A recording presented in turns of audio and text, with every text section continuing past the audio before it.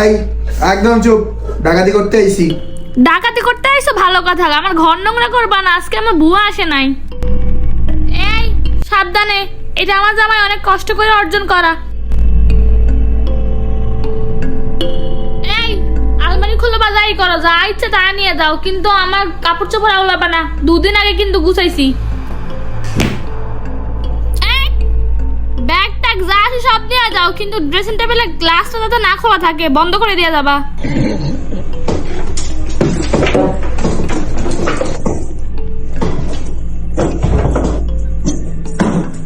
এই আয়, এত কথা বলে চুরি করা যায়, ডাকাতি করা যায়, ডাকাতি করবো না, চল।